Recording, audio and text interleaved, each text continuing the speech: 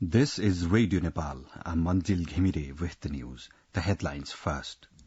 Redistribution of Melamchi water begins in Kathmandu Valley. Prime Minister Prachanda assures regular distribution of Melamchi water for Kathmandu residents. President Ramchandra Paudel urges political parties for strengthening Federal Republic through implementation of Constitution, and Ukraine claims to have shut down Russian A-50 spy plane.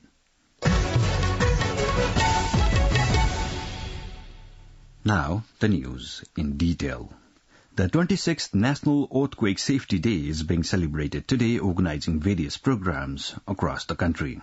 The day is being observed on March 2nd of the lunar calendar every year in the memory of the massive earthquake that took place in 1990 Bikram Sambat, and thereby to spread awareness about the earthquake safety methods. The redistribution of much-awaited Melamchi water started in Kathmandu Valley from yesterday. Prime Minister Pushpakamal Dahal Prachanda inaugurated the Melamchi drinking water diversion and redistribution program at Singh Durbar yesterday. In his address to the inauguration, Prime Minister Prachanda said that the government has been effortful to provide safe and sustainable drinking water services to the growing population of the Kathmandu Valley. Prime Minister Prachanda said the second phase of Yangri and Larke rivers diversion will be taken ahead with specific action plan for sustainable arrangement of drinking water. On the occasion, Prime Minister Prachanda stressed the need to resolve the issue of drinking water in view of its growing demand with the rise in the Kathmandu population. President Ramchandra Paudel has called upon political parties in the federal parliament to swiftly enact the necessary laws for complete implementation of the constitution. During a reception held at Sital Nivas on the occasion of Maghi festival yesterday, the head of the state urged political parties in the federal parliament to collectively commit to realizing the implementation of the federal democratic republic system. President Paudel expressed concern that the incomplete enforcement of the constitution has led to frustration among citizens. Furthermore, President Paudel acknowledged that the constitution has bestowed empowerment upon marginalized, neglected, excluded and disadvantaged communities. However, he said that these rights are yet to be fully put into practice. Prime Minister Pushpakamal Dahal Prachanda has said a gradual economic improvement has encouraged the private sector. In his address to a program organized by the Federation of Nepali Journalists FNJ Arghakhachi chapter at Sandhi Kharka yesterday, Prime Minister Prachanda said economic crisis till last year led to the shrinking of public business fairs and festivals. During his address, Prime Minister Prachanda said that the World Bank and other international financial institutions have also acknowledged improvements in Nepal's economic indicators. He urged the business community to work with confidence.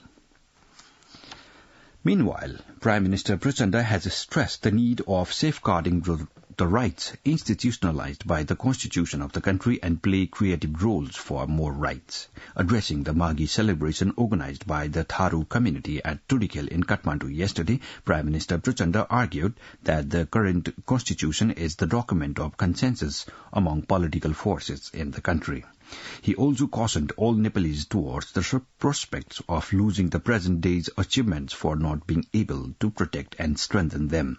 Stating that the Constitution of Nepal has institutionalized many rights regarding identity and rights, Prime Minister Prachanda called for further creative efforts to gain more rights. As the National Assembly election is approaching, the Election Commission Nepal said it would enforce the Election Code of Conduct effective from today, January 16. The Commission announced the enforcement of the Code of Conduct as per the decision of its meeting held on Sunday. Election Commission spokesperson Saligram Sharma Paudel informed that the Code of Conduct would be valid during the given time frame to the government offices as well as all citizens, agencies and officials. According to the Code of Conduct, the use of public resources and property for or against any election candidate is strictly prohibited. Distortion of the election-related contents and information, as well as the use of government schools and publications for electioneering are also prohibited. It said the ministries of the federal and provincial governments, along with the public office bearers involved in the election campaign, would not be allowed to use the government resources without permission from the Commission. The government expenditures in the first half of the current fiscal year 2023-24 exceeded the income. Till mid-January, the nation suffered the budget deficit worth 48.46 billion rupees. According to the data of the Office of the Auditor General, in the half-yearly review period, the revenue collections met 35.19% of the annual target, while expenditures have reached 32.35%.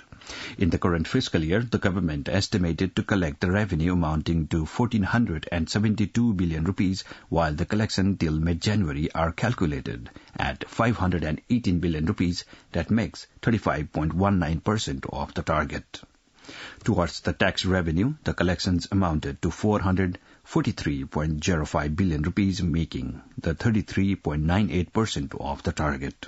Similarly, towards the non-taxation collection, the revenue is of 45.23% of the target. Surveillance has been intensified along the Nepal-India border in Birganj of Parsa district. This comes in the wake of the detection of a new variant of COVID-19 at the transit point a few days ago and the increasing infection rate in India. The JN1 is said to be the latest variant of COVID-19.